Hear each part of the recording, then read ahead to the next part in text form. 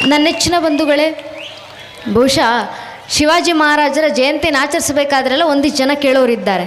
ನೀವು ಶಿವಾಜಿ ಮಹಾರಾಜರನ್ನ ಅಷ್ಟೊಂದು ಕೊಂಡಾಡ್ತೀರಾ, ಶಿವಾಜಿ ಮಹಾರಾಜರನ್ನ ಅಷ್ಟೊಂದು ಮೆರೆಸ್ತೀರಾ, ಶಿವಾಜಿ ಮಹಾರಾಜರನ್ನ ಆರಾಧಿಸ್ತೀರಾ, ಶಿವಾಜಿ ಮಹಾರಾಜರೇ ನಿಮ್ಮ ಪಾಲಿಗೆ ದೇವರ ಅಂತ ಕೇಳೋರು ಸಾವಿರಾರು ಜನ ಇದ್ದಾರೆ. ಅವರೆಲ್ಲ ಅರ್ಥ ಮಾಡ್ಕೊಳ್ಬೇಕು, ಬಹುಶಃ ಶಿವಾಜಿ ಮಹಾರಾಜರು ದೇವರಲ್ಲದೇ ಇರ್ಬೋದು, ಆದರೆ ಇವತ್ತಿಗೂ ಜಗತ್ತಿನಲ್ಲಿರುವಂಥ 100 ಕೋಟಿ ಹಿಂದೂಗಳು ಆರಾಧಿಸುವಂಥ ಮುಕ್ಕೋಟಿ ದೇವರು ನಮ್ಮ ದೇವಸ್ಥಾನದಲ್ಲಿ ಸುರಕ್ಷಿತವಾಗಿದ್ದಾರೆ ಅಂದರೆ ಅದಕ್ಕೆ ಕಾರಣ ಛತ್ರಪತಿ ಶಿವಾಜಿ ಮಹಾರಾಜರು. ಅದಕ್ಕೆ ಅವರನ್ನು ದೇವರ ಸ್ಥಾನದಲ್ಲೇ ಇಟ್ಟು ಆರಾಧಿಸೋದು ನಾವು. ಇದನ್ನು ನಾನು ಹೇಳ್ತಾ ಇರೋ ಮಾತಲ್ಲ ನನ್ನ ನೆಚ್ಚಿನ ಬಂಧುಗಳೇ. ಅಕಸ್ಮಾತ್ ಶಿವಾಜಿ ಮಹಾರಾಜರು ಇಲ್ಲದೆ ಹೋಗಿದ್ದಿದ್ರೆ ನಮ್ಮ ಪರಿಸ್ಥಿತಿ ಏನಾಗಿರ್ತಾ ಇತ್ತು ಅಂತ ಭೂಷಣ ಎಂಬ ಕವಿ ಬರೆದು ಹೇಳ್ತಾರೆ. ಕಾಶಿ ಕಿ ಕಳಾ ಜಾತಿ ಮಧುರಾ ಮಸ್ಜಿದ್ ಹೋತಿ ಯದಿ ಶಿವಾಜಿ ನ ಹೋತಾ ತೋ ಶುನ್ನತ ಹೋತಿ ಸಬ್ಕಿ ಅಂತ ಭೂಷಣ ಎಂಬ ಕವಿ ಹೇಳಿದರು. ಅರ್ಥಾತ್ ಅಕಸ್ಮಾತ್ ಶಿವಾಜಿ ಹುಟ್ಟಿರಲಿಲ್ಲ ಅಂದಿದ್ರೆ ಇವತ್ತು ಕಾಶಿ ಕಳಶವನ್ನು ಕಳ್ಕೊಳ್ತಿತ್ತು, ಮಥುರಾ ಮಸೀದಿ ಆಗಿರ್ತಿತ್ತು. ಅಕಸ್ಮಾತ್ ಶಿವಾಜಿ ಮಹಾರಾಜ್ ಹುಟ್ಟಿರಲಿಲ್ಲ ಅಂದಿದ್ರೆ ಎಲ್ಲರಿಗೂ ಇಸ್ಲಾಮಿಕ್ ಸಂಸ್ಕಾರ ಆಗ್ತಿತ್ತು ಅಂತ ಭೂಷಣ ಎಂಬ ಕವಿ ಬರೆದ್ರು. ಅಂಥ ಸಂದರ್ಭದಲ್ಲಿ, ಯಾವ ಸಂದರ್ಭದಲ್ಲಿ ಮೊಘಲರ ದಾಳಿಯಿಂದ ಇಡೀ ಭಾರತದಲ್ಲಿದ್ದಂಥ ಸಮಸ್ತ ಹಿಂದೂ ಸಮಾಜ ತತ್ತರಿಸಿ ಹೋಗ್ತಾ ಇತ್ತು, ಉತ್ತರದಿಂದ ಹಿಡಿದು ದಕ್ಷಿಣದವರೆಗೂ, ಪೂರ್ವದಿಂದ ಹಿಡಿದು ಪಶ್ಚಿಮದವರೆಗಿದ್ದಂಥ ಅಷ್ಟು ಹಿಂದೂಗಳ ಪರಿಸ್ಥಿತಿ ಯಾವ ರೀತಿಯಾಗಿತ್ತು ಅಂದರೆ, ಒಂದಿಷ್ಟು ಜನ ಭಕ್ತರು ಬರ್ತಾರೆ, ಸಮರ್ಥ ರಾಮದಾಸರ ಹತ್ರ ಮುಂದೆ ಕೂತ್ಕೊಂಡು ಕೇಳ್ತಾರೆ, ಸಮರ್ಥ ರಾಮದಾಸರೇ, ನಮ್ಮ ದೇಶದಲ್ಲಿ ಹಿಂದೂಗಳ ಪರಿಸ್ಥಿತಿ ಏನಾಗಿದೆ? ಯಾವ ದೇಶದಲ್ಲಿ ಹಿಂದೂ ಧರ್ಮ ಬೆಳಗಿ ಜಗತ್ತು ಅಜ್ಞಾನದ ಅಂಧಕಾರದಲ್ಲಿ ಮುಳುಗೋಗ್ತಾ ಇರುವಂಥ ಸಂದರ್ಭದಲ್ಲಿ ಜಗತ್ತಿನ ಮುಂದೆ ಜ್ಞಾನ ಭಾಸ್ಕರನಂತೆ ಹೊಳೆದು ತನ್ನ ಜ್ಞಾನದ ಉಷಕಿರಣಗಳಿಂದ ಜಗತ್ತನ್ನು ಪ್ರಜ್ವಲಿಸಿತ್ತು, ಅಂತ ಸನಾತನ ಧರ್ಮ ಹುಟ್ಟಿ ಬೆಳೆದು ಜಗತ್ತನ್ನು ಬೆಳಗಿಸಿದಂಥ ಇದೇ ಭಾರತದಲ್ಲಿ ಸನಾತನ ಧರ್ಮದ ಹಿಂದೂಗಳು ಬದುಕಬೇಕಂದ್ರೆ ಯಾವುದೋ ದೇಶದಿಂದ ಬಂದಂಥ ಮೊಘಲರಿಗೆ ನಾವು ಜಾಜಿಯ ಕಂದಾಯ ಕಟ್ಟಬೇಕು. ಯಾವ ಭಾರತ ದೇಶದಲ್ಲಿ ಹಿಂದೂ ಧರ್ಮ ಬೆಳಗಿತೋ ಇದೇ ಭಾರತ ದೇಶದಲ್ಲಿ ಹಿಂದೂಗಳು ತಮ್ಮ ದೇವರ ಕೋಣೆಯಲ್ಲಿ ಶಿವಲಿಂಗದ ಆರಾಧನೆ ಮಾಡಬೇಕಂದ್ರೆ ನಾವು ಮೊಘಲರಿಗೆ ಜಾಜಿಯ ಕಂದಾಯ ಕಟ್ಟಬೇಕು. ಹಿಂದೂಗಳು ನಮ್ಮ ತೀರ್ಥಯಾತ್ರೆಗಳಿಗೆ ಹೋಗಬೇಕಂದ್ರೆ ಜಾಜಿಯ ಕಂದಾಯ ಕಟ್ಟಬೇಕು. ಇವತ್ತು ಹಿಂದೂಗಳಾಗಿ ಉಳಿಲಿಕ್ಕೆ ಜಾಜಿಯ ಕಂದಾಯ ಕಟ್ಟುವಂತ ಪರಿಸ್ಥಿತಿ ಬಂದ್ಬಿಟ್ಟಿದೆ. ಅಕಸ್ಮಾತ್ ಮೊಘಲರ ದಾಳಿ ಇದೇ ರೀತಿ ಮುಂದುವರಿತಾ ಹೋದರೆ, ಮೊಘಲರ ಆಳ್ವಿಕೆ ಇದೇ ರೀತಿ ಭಾರತದಲ್ಲಿ ಮುಂದುವರಿತಾ ಹೋದರೆ ನಮ್ಮ ಮುಂದಿನ ಪೀಳಿಗೆ ತನ್ನಂತ ಹಿಂದೂ ಅಂತ ಕರೆದುಕೊಳ್ಳುತ್ತೋ ಇಲ್ವೋ ಅನ್ನೋ ಖಾತ್ರಿ ಸಹ ನಮಗಿಲ್ಲ. ಹಿಂದೂ ಸಮಾಜದ ಪರಿಸ್ಥಿತಿ ಹೀಗಾಗ್ಬಿಟ್ಟಿದೆಯಲ್ಲ, ನಮ್ಮ ರಕ್ಷಣೆಗೆ ಯಾರಾದರೂ ಇದ್ದಾರಾ ಅಂತ ಸಮರ್ಥ ರಾಮದಾಸರ ಹತ್ರ ಒಂದಿಷ್ಟು ಜನ ಭಕ್ತರು ಬಂದು ಕಣ್ಣೀರಿಡ್ತಾ ಪ್ರಶ್ನೆ ಮಾಡಿದಾಗ ರಾಮದಾಸರು ಉತ್ತರ ಕೊಡ್ತಾರೆ, ಹೌದಪ್ಪ ನಿಜ, ಸನಾತನ ಧರ್ಮ ಅಳಿಸಿ ಹೋಗುವ ಅಂಚಿಗೆ ಬಂದು ತಲುಪಿ ನಿಂತಿದೆ ಮೊಘಲರ ಆಳ್ವಿಕೆಯಲ್ಲಿ. ನಮ್ಮ ಮುಂದಿನ ಪೀಳಿಗೆ ತನ್ನ ಹಿಂದೂ ಅಂತ ಕರ್ಕೊಳ್ಳುತ್ತೋ ಇಲ್ವೋ ಅನ್ನೋ ಖಾತ್ರಿ ಕೂಡ ನಮಗೆ ಗೊತ್ತಿಲ್ಲ ಈಗ. ಆದರೆ ಒಂದು ಮಾತಂತೂ ಸತ್ಯ, ಯಾವಾಗೆಲ್ಲ ದೇಶ ಮತ್ತು ಧರ್ಮ ನಾಶದ ಅಂಚಿಗೆ ಬಂದು ತಲುಪಿ ನಿಂತಿದ್ಯೋ ಆಗೆಲ್ಲ ಭಗವಂತ ಅವತರಿಸಿದ್ದಾನೆ. ಈಗಲೂ ಸಹ ಈ ಮೊಘಲರ ಮಟ್ಟ ಹಾಕ್ಲಿಕ್ಕೆ, ನನ್ನ ರಕ್ಷಣೆಗೆ, ನಿನ್ನ ರಕ್ಷಣೆಗೆ, ನಮ್ಮ ಮುಂದಿನ ಪೀಳಿಗೆಯ ರಕ್ಷಣೆಗೆ, ನಮ್ಮ ಈ ಸನಾತನ ಧರ್ಮದ ಈ ಕೇಸರಿಯ ರಕ್ಷಣೆಗೋಸ್ಕರ ಒಂದು ಶಿವನ ಅವತಾರ ಹುಟ್ಟಲಿಕ್ಕಿದೆ. ಜಗತ್ತಿನಲ್ಲಿ ಎಲ್ಲಿವರೆಗೂ ಸೂರ್ಯ ಚಂದ್ರರು ಜೀವಂತವಾಗಿರ್ತಾರೋ ಅಲ್ಲಿವರೆಗೂ ಆತನ ನಾಮಾಂಕಿತ ಎಲ್ಲೆಡೆ ಪ್ರಸಾರ ಆಗುತ್ತೆ ಅಂತ ಸಮರ್ಥ ರಾಮದಾಸರು ಭವಿಷ್ಯವಾಣಿಯನ್ನ ನುಡಿದ್ರು. ಅವರು ಆಡಿದಂತ ಆ ಮಾತನ್ನ ಆಡಿದಂತ ಕೆಲವು ನಿಮಿಷಗಳಲ್ಲಿ ಶಿವನೇರಿಯ ಕೋಟೆಯಿಂದ ಒಂದು ಮುಗುಳ್ನಗೆ ಕೇಳಿ ಬಂತು. ಆ ಮುಗುಳ್ನಗೆ ಸಾಕ್ಷಾತ್ ತುಳಜಾ ಭವಾನಿಯ ವರಪುತ್ರನಾಗಿ, ಸಾಕ್ಷಾತ್ ತುಳಜಾ ಭವಾನಿ ತಾಯಿಯ ವರಪುತ್ರನಾಗಿ ಶಿವನ ಅವತಾರ ಅಂತ ಕರೆಸಿಕೊಂಡು ತಾಯಿ ಜೀಜಾಬಾಯಿಯ ರತ್ನಗರ್ಭದಲ್ಲಿ ಹುಟ್ಟಿ ಬಂದಂತ ಶಿವಾಂಶ ಶಂಭೂತ ಅದು ಛತ್ರಪತಿ ಶಿವಾಜಿ ಮಹಾರಾಜರು. ಯಾವ ಸಂದರ್ಭದಲ್ಲಿ ಭಾರತದಲ್ಲಿ ಇನ್ನೇನು ಹಿಂದೂಗಳು ಉಳಿಲಿಕ್ಕೆ ಸಾಧ್ಯ ಇಲ್ಲ ಅನ್ನೋ ಪರಿಸ್ಥಿತಿ ಬಂತು, ಅಂತ ಸಂದರ್ಭದಲ್ಲಿ ಶಿವಾಜಿ ಎದ್ದು ಬಂದರು. ನಮ್ಮದೇ ಕರ್ನಾಟಕದಿಂದ ಮೊಘಲರ ಅಟ್ಟಹಾಸ ಮಿತಿ ಮೀರಿದಂಥ ಸಂದರ್ಭದಲ್ಲಿ ಭಾರತದಲ್ಲಿ ಮತ್ತೊಮ್ಮೆ ಹಿಂದೂ ಪುನರುತ್ಥಾನ ಆಗಬೇಕು ಅಂತ ಸಂಕಲ್ಪವನ್ನ ಮಾಡಿ ಕನ್ನಡದ ನೆಲದಿಂದ ಕನ್ನಡದ ಮಂತ್ರಶಕ್ತಿಯಿಂದ ಹೊರಟಂತ ವಿದ್ಯಾರಣ್ಯರ ವಿಜಯನಗರ ಸಾಮ್ರಾಜ್ಯದ ಆದರ್ಶವನ್ನು ಪಡೆದು ಕರ್ನಾಟಕದ ರಾಜರು ಹಿಂದೂರಾಯ ಸುರತ್ರಾಣರಾದಂಥ ಹಕ್ಕರಾಯ ಬುಕ್ಕರಾಯರಂತೆ ಮತ್ತೆ ಹಿಂದೂಗಳಿಗೋಸ್ಕರ ನಾನು ಒಂದು ಹಿಂದೂ ಸ್ವರಾಜ್ಯ ಸ್ಥಾಪನೆ ಮಾಡಬೇಕು ಅಂತ ಪ್ರೇರಣೆಯನ್ನು ಪಡೆದುಕೊಂಡು ಶಿವಾಜಿ ಮಹಾರಾಜರು ಒಂದು ಕೈಲಿ ಭಗವಧ್ವಜ ಇನ್ನೊಂದು ಕೈಲಿ ಖಡ್ಗವನ್ನು ಹಿಡಿದು ನಿಂತು ಮೊಘಲರ ಅಟ್ಟಹಾಸವನ್ನ ಮೆಟ್ಟಿ ಹಾಕಲಿಕ್ಕೆ ಎದ್ದು ನಿಂತ್ಕೊಂಡ್ರು. 15 ವರ್ಷ ಇರಬೇಕಾದ್ರೆ ಶಿವಾಜಿ ಮಹಾರಾಜರು ಮೊಘಲರ ವಿರುದ್ಧ ಯುದ್ಧಕ್ಕೆ ನಿಂತು ಹಿಂದೂ ಸ್ವರಾಜ್ಯ ಸಾಮ್ರಾಜ್ಯದ ಕನಸಿಗೆ ತೋರಣಗಡ ಕೋಟೆಯನ್ನ ಗೆದ್ದಲು ಮೊದಲಿನ ತೋರಣವಾಗಿ ಸಿಂಗರಿಸಿದ್ರು. ನನ್ನ ನೆಚ್ಚಿನ ಬಂಧುಗಳೇ, ನಾವು ಅರ್ಥ ಮಾಡ್ಕೊಳ್ಬೇಕು, 15 ವರ್ಷದ ಹುಡುಗ ಶಿವಾಜಿ ಮಹಾರಾಜರು ಹಿಂದೂ ಸ್ವರಾಜ್ಯ ಸಾಮ್ರಾಜ್ಯದ ಕನಸನ್ನು ಕಟ್ಟಿಕೊಂಡು ಬಂದರು. ಪ್ರಥಮ ಬಾರಿಗೆ ಹಿಂದೂ ಸಾಮ್ರಾಜ್ಯಕ್ಕೋಸ್ಕರ ಮೊಘಲರ ವಿರುದ್ಧ ಹೋರಾಟ ಮಾಡಿ ಯುದ್ಧವನ್ನ ಮಾಡಿ ಕೋಟೆಯನ್ನು ಗೆದ್ರು, ತೋರಣಗಢ ಕೋಟೆಯನ್ನು. ಅವಾಗ ಅವರ ವಯಸ್ಸು ಕೇವಲ 15 ವರ್ಷ ಮಾತ್ರ. ಶಿವಾಜಿ ಮಹಾರಾಜರು ಮಾಡಿದ್ದೇನು? ಶಿವಾಜಿ ಮಹಾರಾಜರ ಆದರ್ಶ ಕೇವಲ ಭಾರತೀಯರಿಗಲ್ಲ ನನ್ನ ನೆಚ್ಚಿನ ಬಂಧುಗಳೇ, ಜಗತ್ತಿನ ಸಮಸ್ತ ಜನತೆಗಿದೆ. ಕೆಲವು ವರ್ಷಗಳ ಹಿಂದೆ ವಿಯೆಟ್ನಾಂನ ರಾಯಭಾರಿ ಭಾರತಕ್ಕೆ ಬಂದಾಗ ಅವರನ್ನ ವಿಯೆಟ್ನಾಂನ ರಾಯಭಾರಿಯನ್ನ ಮಹಾತ್ಮ ಗಾಂಧೀಜಿಯವರ ಸಮಾಧಿ ಹತ್ರ ಕರ್ಕೊಂಡು ಹೋಗಿದ್ರು. ವಿಯೆಟ್ನಾಂನ ರಾಯಭಾರಿ ಮಹಾತ್ಮ ಗಾಂಧೀಜಿಯವರ ಸಮಾಧಿಗೆ ಗೌರವವನ್ನು ಸಲ್ಲಿಸಿ ವಾಪಸ್ ಬರಬೇಕಾದ್ರೆ ಆ ವಿಯೆಟ್ನಾಂನ ರಾಯಭಾರಿ ಹೆಣ್ಣು ಮಗಳು ಆಕೆ ತಾಯಿ ಭಾರತದ ನಾಯಕರ ಹತ್ರ ಕೇಳ್ತಾರಂತೆ, ನಾನು ವಿಯೆಟ್ನಾಂ ದೇಶದಿಂದ ಭಾರತಕ್ಕೆ ಬಂದೆ, ನನ್ನನ್ನು ನೀವು ನಿಮ್ಮ ದೇಶದ ಗೌರವಾನ್ವಿತ ಹಿರಿಯರಾದಂಥ ಮಹಾತ್ಮ ಗಾಂಧೀಜಿಯವ್ರ ಸಮಾಧಿಗೆ ಕರ್ಕೊಂಡು ಹೋದ್ರಿ, ನಾನು ಗೌರವವನ್ನು ಸಲ್ಲಿಸಿದೆ. ಆದರೆ ನನಗೊಂದು ಆಸೆ ಇದೆ, ದಯವಿಟ್ಟು ನಿಮ್ಮ ಭಾರತದಲ್ಲಿ ಹುಟ್ಟಿದಂಥ ನೀವು ಶಿವನನ್ನು ಆರಾಧಿಸ್ತಿರಲ್ಲ, ಆ ಶಿವನ ಅವತಾರ ಅಂತ ಕರೆಸ್ಕೊಂಡಿರುವಂಥ ಛತ್ರಪತಿ ಶಿವಾಜಿ ಮಹಾರಾಜರ ಸಮಾಧಿ ಹತ್ರ ನನ್ನನ್ನು ಕರ್ಕೊಂಡು ಹೋಗ್ತೀರಾ ಅಂತ ವಿಯೆಟ್ನಾಂನ ರಾಯಭಾರಿ ಕೇಳ್ಕೊತಾರೆ. ಆಗ ಅವರನ್ನ ನಮ್ಮ ಭಾರತೀಯ ನಾಯಕರು ರಾಯಗಢದ ಕೋಟೆ ಹತ್ರ ಕರ್ಕೊಂಡು ಹೋಗ್ತಾರೆ, ಶಿವಾಜಿ ಮಹಾರಾಜರ ಸಮಾಧಿ ಹತ್ರ. ಆ ವಿಯೆಟ್ನಾಂನ ರಾಯಭಾರಿ ಹೆಣ್ಣು ಮಗಳು ಶಿವಾಜಿ ಮಹಾರಾಜರ ಸಮಾಧಿಗೆ ಗೌರವವನ್ನು ಸಲ್ಲಿಸಿ ವಾಪಸ್ ಬರಬೇಕಾದ್ರೆ ತನ್ನ ಜೇಬಿನಿಂದ ಒಂದು ಪುಟ್ಟ ಚೀಲವನ್ನು ತೆಗೆದು ಆ ರಾಯಗಢದ ಮಣ್ಣನ್ನು ತಗೊಂಡು ಆ ಪುಟ್ಟ ಚೀಲದಲ್ಲಿ ತುಂಬಿಸ್ಕೊಂತಾರೆ. ಅಕ್ಕಪಕ್ಕದಲ್ಲಿರುವಂಥ ಭಾರತದ ನಾಯಕರಿಗೆಲ್ಲ ಗಾಬರಿ. ಬರಬೇಕಾದ್ರೆ ಆ ಹೆಣ್ಣು ಮಗಳ ಹತ್ರ ಕೇಳ್ತಾರಂತೆ, ನೀವು ವಿಯೆಟ್ನಾಂನಿಂದ ಬಂದವರು ರಾಯಭಾರಿಯಾಗಿ, ನೀವು ಭಾರತಕ್ಕೆ ಬಂದ್ರಿ, ಛತ್ರಪತಿ ಶಿವಾಜಿ ಮಹಾರಾಜರ ಸಮಾಧಿ ನೋಡಬೇಕು ಅಂದ್ರಿ, ಕರ್ಕೊ ಬಂದ್ವಿ ಸರಿ, ಆದರೆ ವಾಪಸ್ ಹೋಗ್ಬೇಕಾದ್ರೆ ಮಣ್ಣನ್ನು ತಗೊಂಡು ಹೋಗ್ತಾ ಇದ್ದೀರಲ್ಲ, ಏನಕ್ಕೆ ಅಂತ ಕೇಳಿದಾಗ ಆ ತಾಯಿ ಉತ್ತರ ಕೊಡ್ತಾರಂತೆ, ಏನಿಲ್ಲ ಸರ್, ಇದು ಸಾಮಾನ್ಯವಾದಂಥ ಮಣ್ಣಲ್ಲ, ಛತ್ರಪತಿ ಶಿವಾಜಿ ಮಹಾರಾಜರ ಸಮಾಧಿಯ ಮಣ್ಣು. ಈ ಮಣ್ಣಿನ ಒಂದು ಹಿಡಿ ಮಣ್ಣನ್ನು ನಾನು ತುಂಬಿಸ್ಕೊಂಡು ಹೋಗಿ ನಾನು ನನ್ನ ವಿಯೆಟ್ನಾಂನ ಮಣ್ಣಿನಲ್ಲಿ ಬೆರೆಸ್ತೀನಿ. ಈ ಭಾರತದ ಮಣ್ಣಿನ ಸತ್ವದ ಮಾತ್ರದಿಂದಲೇ ನನ್ನ ವಿಯೆಟ್ನಾಂ ದೇಶದಲ್ಲೂ ಛತ್ರಪತಿ ಶಿವಾಜಿ ಮಹಾರಾಜರಂತ ಮಕ್ಕಳು ಹುಟ್ಟಿ ಬರಲಿ ಅನ್ನೋ ಕನಸಿನಿಂದ ತಗೊಂಡೋಗ್ತಾ ಇದ್ದೀನಿ ನಿಮ್ಮ ದೇಶದ ಮಣ್ಣನ್ನ ಅಂತ ವಿಯೆಟ್ನಾಂನ ರಾಯಭಾರಿ ಉತ್ತರ ಕೊಟ್ಟರು. ಇವತ್ತಿಗೂ ಸಹ ನನ್ನ ನೆಚ್ಚಿನ ಬಂಧುಗಳೇ, ವಿಯೆಟ್ನಾಂನ ದೇಶದ ಜನರಿಗೆ ಛತ್ರಪತಿ ಶಿವಾಜಿ ಮಹಾರಾಜರ ಮೇಲಿರುವಂಥ ಗೌರವ ಎಷ್ಟು ಅಗಾಧ ಮಟ್ಟದ್ದು ಅಂದರೆ, ಇವತ್ತಿಗೂ ವಿಯೆಟ್ನಾಂನ ಜನ ಹೇಳ್ಕೊಂತಾರೆ, ನಮ್ಮ ವಿಯೆಟ್ನಾಂ ಅನ್ನೋ ಪುಟ್ಟ ರಾಷ್ಟ್ರ ಜಗತ್ತಿನ ದೊಡ್ಡಣ್ಣ ಅಂತ ಕರೆಸ್ಕೊಳ್ಳುವಂಥ ಅತ್ಯಂತ ಬಲಿಷ್ಠ ದೇಶಗಳಲ್ಲಿ ಒಂದಾಗಿರುವಂಥ ಅಮೇರಿಕ ದೇಶವನ್ನು ಯುದ್ಧದಲ್ಲಿ ಸೋಲಿಸ್ತು. ಅದನ್ನು ನೋಡಿದಾಗ ಜಗತ್ತಿಗೆ ಗಾಬರಿ ಆಯಿತು. ಆದರೆ ವಿಯೆಟ್ನಾಂನ ಜನ ಹೇಳ್ತಾರೆ, ನಮ್ಮ ವಿಯೆಟ್ನಾಂ ಅನ್ನೋ ಪುಟ್ಟ ರಾಷ್ಟ್ರ ಅಮೇರಿಕವನ್ನು ಯುದ್ಧದಲ್ಲಿ ಸೋಲಿಸ್ಬೇಕಂದ್ರೆ ಅದಕ್ಕೊಬ್ಬರು ಕಾರಣ. ಯಾರು ಅಂದರೆ ನಮ್ಮ ದೇಶದಲ್ಲೊಬ್ಬ ನಾಯಕರಿದ್ರು, ಅವರ ಹೆಸರು ಹೋ ಚಿ ಮಿನ್ ಅಂತ. ಆ ಹೋ ಚಿ ಮಿನ್ ಅನ್ನೋ ನಾಯಕರು ಸದಾಕಾಲ ದೇವರನ್ನ ಆರಾಧಿಸಿದ ಹಾಗೆ ಶಿವಾಜಿ ಮಹಾರಾಜರನ್ನ ಆರಾಧಿಸ್ತಾ ಇದ್ರು. ಶಿವಾಜಿ ಮಹಾರಾಜರನ್ನ ಆರಾಧಿಸ್ತಾ ಅವರ ಇತಿಹಾಸವನ್ನ ಓದ್ತಾ ತಿಳಿದು ಶಿವಾಜಿ ಮಹಾರಾಜರ ಗೆಲ್ಲಿರಲಿಲ್ಲ ಯುದ್ಧ ಮಾದರಿಯನ್ನ ಅಳವಡಿಸಿಕೊಂಡು ವಿಯೆಟ್ನಾಂ ದೇಶ ಅಮೇರಿಕ ಅಂತ ದೊಡ್ಡ ದೇಶವನ್ನು ಯುದ್ಧದಲ್ಲಿ ಸೋಲಿಸ್ತು. ಆದ್ರಿಂದ ವಿಯೆಟ್ನಾಂ ದೇಶದ ಕೊನೆಯ ಮಗುವಿನ ಕೊನೆ ಉಸಿರಿರೋವರೆಗೂ ನಮ್ಮ ವಿಯೆಟ್ನಾಂ ದೇಶದ ಜನರು ಛತ್ರಪತಿ ಶಿವಾಜಿ ಮಹಾರಾಜ್ಗೆ ಚಿರಋಣಿಯಾಗಿರ್ತೀವಿ ಅಂತ ವಿಯೆಟ್ನಾಂನ ಜನರು ಶಿವಾಜಿ ಮಹಾರಾಜರನ್ನ ಆರಾಧಿಸ್ತಾರೆ. ಒಬ್ಬಿಬ್ರಲ್ಲ ನನ್ನ ನೆಚ್ಚಿನ ಬಂಧುಗಳೇ, ಸ್ವತಃ ನಮ್ಮ ಭಾರತ ದೇಶವನ್ನು ಆಳಿದಂತ ಬ್ರಿಟಿಷರು, ವೈಸ್ರಾಯ್ ಆಗಿದ್ದಂತ ಲಾರ್ಡ್ ಮೌಂಟ್ ಬ್ಯಾಟನ್ ಅಂತ ಆತರ ಹೆಸರು, ಬ್ರಿಟಿಷ್ ಅಧಿಕಾರಿ. ಆ ಬ್ರಿಟಿಷ್ ಅಧಿಕಾರಿ ಮೌಂಟ್ ಬ್ಯಾಟನ್ ಬರೆದು ಹೇಳ್ತಾರೆ, if Shivaji Maharaj were to born in England rather than India, we Britishers would not only have ruled India but the whole universe ಅಂತ. ಅಂದ್ರೆ ಮೌಂಟ್ ಬ್ಯಾಟನ್ ಎಂಬ ಬ್ರಿಟಿಷ್ ಅಧಿಕಾರಿ ಬರೀತಾರೆ, ಅಕಸ್ಮಾತ್ ಶಿವಾಜಿ ಮಹಾರಾಜರು ಏನಾದ್ರು ಭಾರತದಲ್ಲಿ ಹುಟ್ಟೋ ಬದಲಿಗೆ ನಮ್ಮ ಇಂಗ್ಲೆಂಡಿನಲ್ಲಿ ಹುಟ್ಟಿದಿದ್ರೆ ಇವತ್ತು ನಾವು ಇಂಗ್ಲೆಂಡಿನ ಬ್ರಿಟಿಷರು ಕೇವಲ ಭಾರತವನ್ನಲ್ಲ ಇಡೀ ಬ್ರಹ್ಮಾಂಡವನ್ನೇ ಆಳಿರ್ತಾ ಇದ್ವಿ. ಕಾರಣ ಬ್ರಹ್ಮಾಂಡವನ್ನು ವಶಪಡಿಸ್ಕೊಳ್ಳಿಕ್ಕೆ ಒಬ್ಬ ಶಿವಾಜಿ ಮಹಾರಾಜ ಸಾಕು ಅಂತ ಮೌಂಟ್ ಬ್ಯಾಟನ್ ಬರೆದು ಹೇಳ್ತಾರೆ. ನಮ್ಮ ದೇಶದ ಬಹುಶಃ ನಾವು ಹೆಮ್ಮೆಯಿಂದ ಹೇಳ್ಕೊಳ್ತೀವಿ, ಭಾರತಕ್ಕೆ ಫಾದರ್ ಆಫ್ ದ ನೇಷನ್ ಯಾರು ಅಂತ ಕೇಳಿದ್ರೆ ಮಹಾತ್ಮ ಗಾಂಧೀಜಿ ಅಂತ ಹೇಳ್ತೀವಿ. ಆದರೆ god father of the nation ಯಾರು ಅಂತ ಕೇಳಿದ್ರೆ ಅದು ನೇತಾಜಿ ಸುಭಾಷ್ ಚಂದ್ರ ಬೋಸ್ ಅವರು ಅಂತ ಹೇಳ್ತೀವಿ. ಅಂತ ಸುಭಾಷ್ ಚಂದ್ರ ಬೋಸ್ ಅವರು ಭಾರತದಲ್ಲಿದ್ದಂಥ ಬ್ರಿಟಿಷರನ್ನ ಭಾರತದಿಂದ ತೊಲಗಿಸಲಿಕ್ಕೆ, ಭಾರತಕ್ಕೆ ಸ್ವತಂತ್ರ ತರಲಿಕ್ಕೆ ಭಾರತದಲ್ಲಿ ಇಂಡಿಯನ್ ನ್ಯಾಷನಲ್ ಆರ್ಮಿಯನ್ನ ಕಟ್ಟಲಿಕ್ಕೆ ಶುರು ಮಾಡಿದಾಗ ಹಿಟ್ಲರ್ನ ಬಳಿ ಹೋದ್ರು.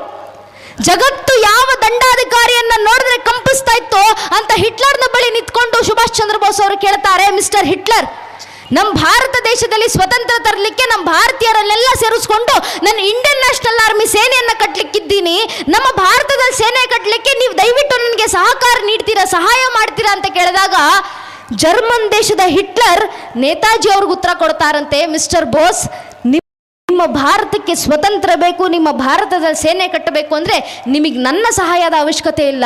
ನೀವು ಭಾರತಕ್ಕೆ ಹೋಗಿ ನಿಮ್ಮ ಭಾರತದ ಒಂದೊಂದು ಮಗುವಿಗೂ ಛತ್ರಪತಿ ಶಿವಾಜಿ ಮಹಾರಾಜರ ಕಥೆಯನ್ನು ಹೇಳಿಕೊಡಿ, ನಿಮ್ಮ ದೇಶಕ್ಕೆ ಸ್ವತಂತ್ರ ತಾನಾಗೆ ಬರುತ್ತೆ ಅಂತ ಹಿಟ್ಲರ್ ಸುಭಾಷ್ ಚಂದ್ರ ಬೋಸ್ ಅವ್ರಿಗೆ ಹೇಳಿದಂಥ ಮಾತು.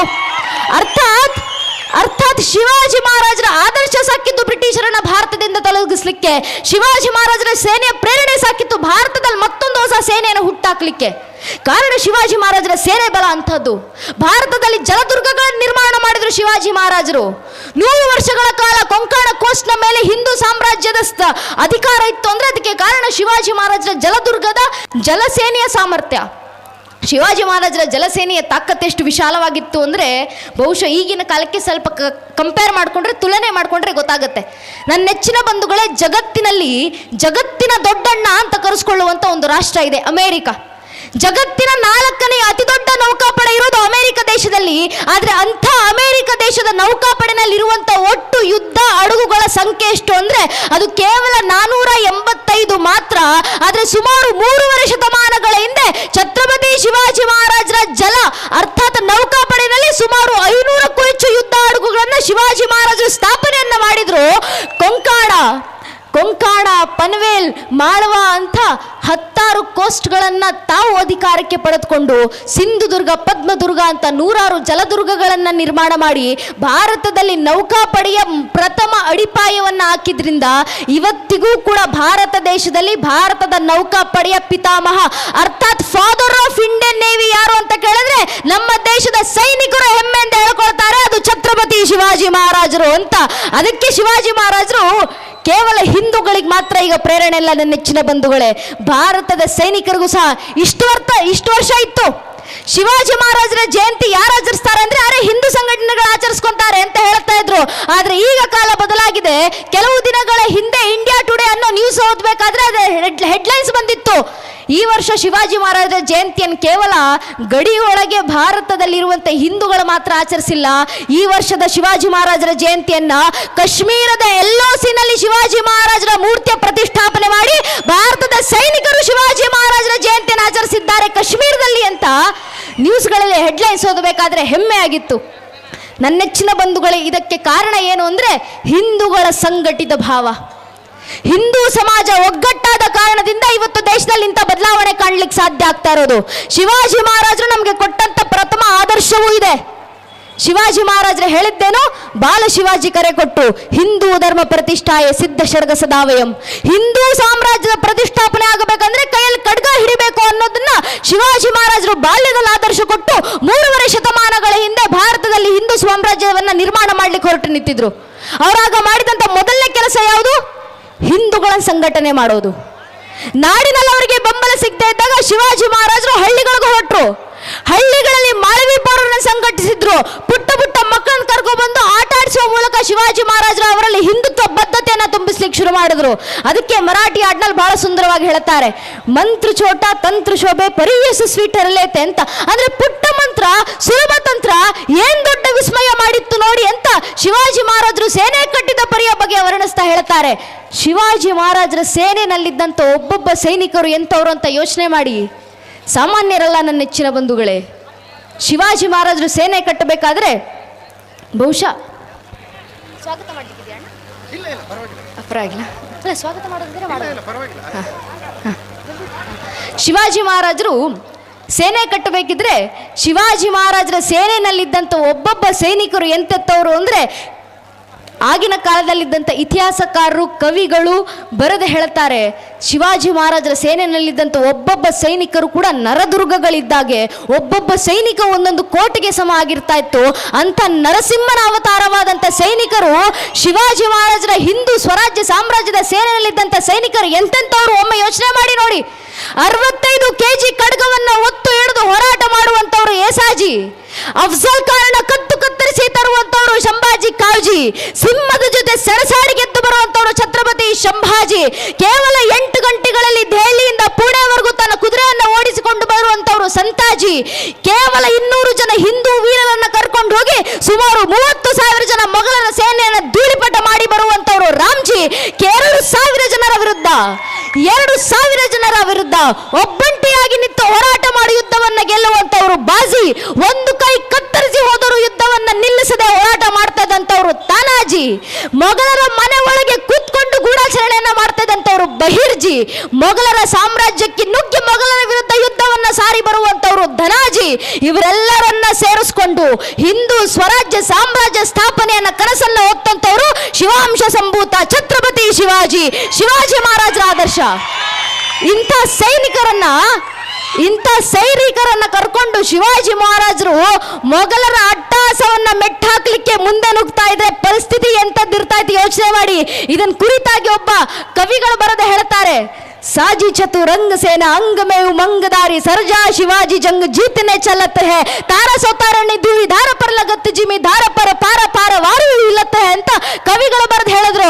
ಅರ್ಥಾತ್ ಯಾವಾಗ ಶಿವಾಜಿ ಮಹಾರಾಜರು ಇಂಥ ಸೈನಿಕರನ್ನೆಲ್ಲ ಒಗ್ಗೂಡಿಸಿಕೊಂಡು ಮೊಘಲರ ವಿರುದ್ಧ ಯುದ್ಧಕ್ಕೆ ನಡೀತಾ ಇದ್ರು, ಶಿವಾಜಿ ಮಹಾರಾಜರ ಸೈನಿಕರು ಹೆಜ್ಜೆ ಮೇಲೆ ಹೆಜ್ಜೆ ನಿಕ್ತಾ ಹೋಗ್ತಾ ಇದ್ರೆ ಯಾವ ರೀತಿ ಭೂಮಿಯ ಮೇಲೆ ಪಾರವರ ಅರ್ಥಾತ್ ಪಾದರಸ ಬಿಟ್ರೆ ಪಾದರಸ ಅಲಗಾಡುತ್ತೋ ಆ ರೀತಿ ಭೂಮಿ ಕಂಪಿಸ್ತಾ ಇತ್ತಂತೆ ಶಿವಾಜಿ ಮಹಾರಾಜರ ಸೈನಿಕರ ಹೆಜ್ಜೆಗಳನ್ನ ಕೇಳುವ ಮೂಲಕ ಅಂತ ಕವಿಗಳು ಬರೆದು ಹೇಳಿದ್ರು.